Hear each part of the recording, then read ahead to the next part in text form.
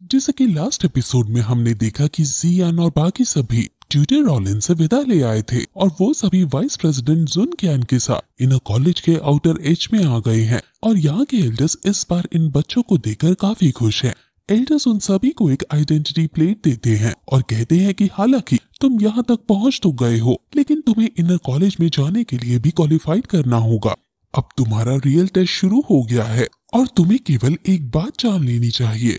तुम्हें ये चिप यानी ये बैच जो तुम्हें मिला है वो हमेशा अपने पास रखना है। तुम्हें अपने ग्रुप्स बनाने हैं और मेरे पीछे जो फॉरेस्ट है उसके अंदर जाना है। इस फॉरेस्ट के अंदर तुम्हारे सीनियर्स हैं जो तुम्हारा वेट कर रहे हैं। वो तुम्हें रोकने की कोशिश करेंगे, इसलिए तुम्हें या तो उन्हें अवॉइड करना है या उन्हें हराना है। तुम्हें कैसे भी करके जंगल पार करना है और फिर तभी तुम्हें इनर कॉलेज में एडमिशन मिल पाएगा। असल में यहाँ कैनन कॉलेज के साथ साथ कई सारी एकेडमी के बच्चे आए हैं, इसलिए इनके बीच सबसे बेस्ट स्टूडेंट लेने के लिए ये टास्क इन्हें दिया जा रहा है। वो ओल्ड टीम्स तुम्हें रोकने की पूरी कोशिश करेंगी क्योंकि तुम्हारी बैच के अंदर जो फायर एनर्जी है वो ट्रांसफर हो सकती है और उन्हें वो चाहिए। बाइशन पूछता है कि आखिर ये फायर एनर्जी क्या है और इसका क्या यूज होता है, जिस पर एल्डर कहते हैं कि जब तुम कॉलेज में एडमिशन पाओगे तब तुम्हें खुद ही पता चल जाएगी। अब एल्डर्स फायर एनर्जी हंट नाम के इस टास्क को शुरू कर देते हैं और सभी लोग जंगल की तरफ भागने लगते हैं। अब रात हो गई है और तभी जियान की टीम एक दूसरी टीम देखती है और जियान वगैरह उन्हें ऑब्जर्व करने लगते हैं। वहाँ तभी कुछ सीनियर्स आते हैं और केवल 2 सीनियर्स ही इस पूरे ग्रुप को हरा देते हैं और फिर कहते हैं कि हमने सोचा था कि फ्रेशर इस बार अच्छे आए हैं, लेकिन ये तो यूं ही निपट गए। सीनियर के इस ग्रुप का नाम ब्लैक सायरन है और ये काफी ताकतवर ग्रुप है। और फिर ब्लैक सायरन का एल्डर आता है जिसे सब बॉस कहकर पुकारते हैं और वो सभी के बैच लेता है और उनके अंदर से एनर्जी फायर निकलकर अपने बैच में ट्रांसफर कर देता है और फिर वहां से वो चले जाते हैं।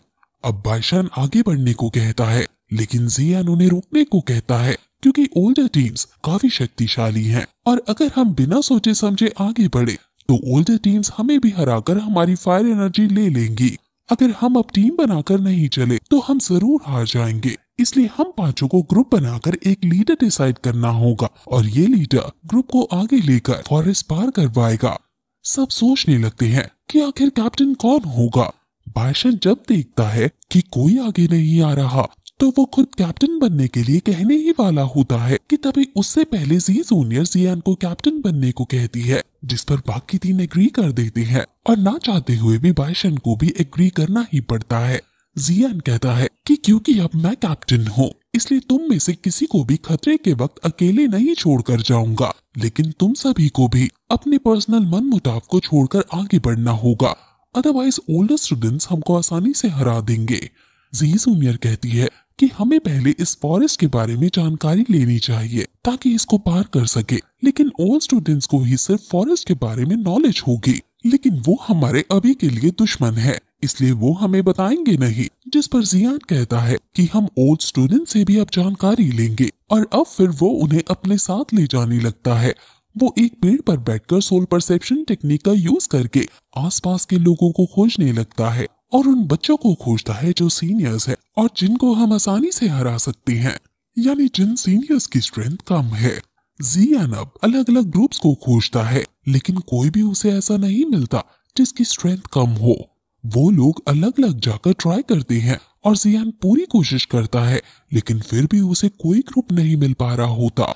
अब रात से सुबह और सुबह से दोपहर हो जाती है, जिस पर बाइशन कहता है कि आखिर कब तक हम ऐसे ही वेट करते रहेंगे, जिस पर लड़की कहती है कि ये काम जल्दबाजी में नहीं किया जा सकता है।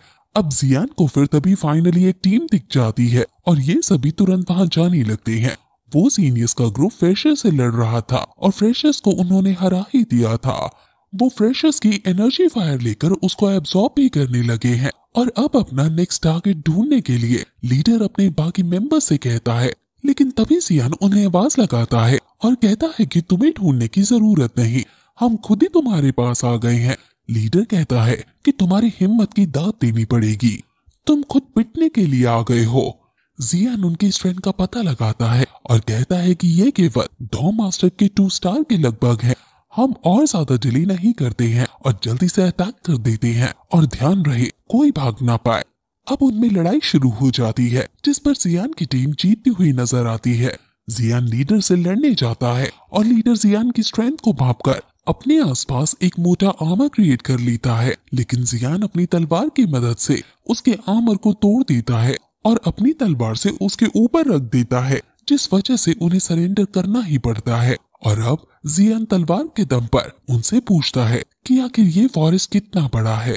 वो अच्छे से नहीं बता रहे होते और कहते हैं कि बहुत बड़ा, जिस पर जियान अपनी टीम मेंबर्स को एक एक सीनियर सौंप देता है और कहता है कि इनसे अलग अलग इंटेरोगेट करो और अगर ये अलग अलग आंसर दे तो इन पर जो तुम करना चाहो वो करो, यानी 3rd डिग्री दो। अब जियान अकेले एक मेंबर से पूछता है कि इस टूर्नामेंट के कितने सीनियर्स हैं। वो डरते हुए बताता है कि यहाँ टोटल 35 सीनियर्स हैं। टोटल 5 टीम्स हैं जिसमें 7-7 मेंबर्स हैं। जियान पूछता है आखिर वो कितने स्ट्रॉन्ग है, क्या सब तुम्हारी तरह है या कुछ स्ट्रॉन्ग भी हैं? वो कहता है कि टोटल 3 टीम हमारी जैसी हैं, लेकिन 2 टीम्स काफी ज्यादा स्ट्रॉन्ग है। इन 2 टीम्स का नाम ब्लैक फ्यूरीज और व्हाइट फ्यूरीज है। ये दोनों टीम्स तुम जितनी ताकतवर हैं और उसमें कई टैलेंटेड वॉरियर्स हैं। ब्लैक फ्यूरी टीम पूरी ब्लैक है और उस टीम के कैप्टन का नाम शाती है। व्हाइट फ्यूरी टीम के सभी लोग सफेद हैं और उसके कैप्टन का नाम लॉ है। व्हाइट फ्यूरी से जो भी टकराया है वो कभी फॉरेस्ट पार नहीं कर पाया है। अब जियान उससे पूछता है कि आखिर ये फायर एनर्जी क्या है जिसे सीनियर पाना चाहते हैं, आखिर तुम लोग इसके पीछे इतने पागल क्यों हो? वो कहता है कि इनर कॉलेज के अंदर टावर ऑफ हेवनली बर्निंग की है, जिसका यूज करके तुम्हें तुम्हारी ट्रेनिंग का दुगना रिजल्ट मिलता है, यानी ये एक तरह से तुम्हारी ट्रेनिंग कॉस्ट को कम कर देता है। इसके बारे में और अच्छे से हमें आगे पता चलेगा। दूसरी टीम मेंबर्स भी उनका इंटरोगेशन स्टार्ट करते हैं, लेकिन वो कुछ बताने को राजी नहीं थे। इसलिए पहले वो हाओ अपनी तलवार से उसे डराता है और डर डर के बताता है कि ये फायर एनर्जी एक तरह से इनर कॉलेज की करेंसी भी है और कॉलेज सभी लोगों को 7 दिन के लिए फायर एनर्जी देता है। इनर कॉलेज के अंदर फायर एनर्जी को प्राप्त करने के कई सारे तरीके हैं, लेकिन सबसे अच्छा तरीका फायर एनर्जी प्राप्त करने का ये है कि तुम इनर कॉलेज पावर लिस्ट में आ जाओ। अब ये क्या है, ये हमें अगले एपिसोड में पता चलेगा, क्योंकि ये एपिसोड यहीं खत्म हो जाता है।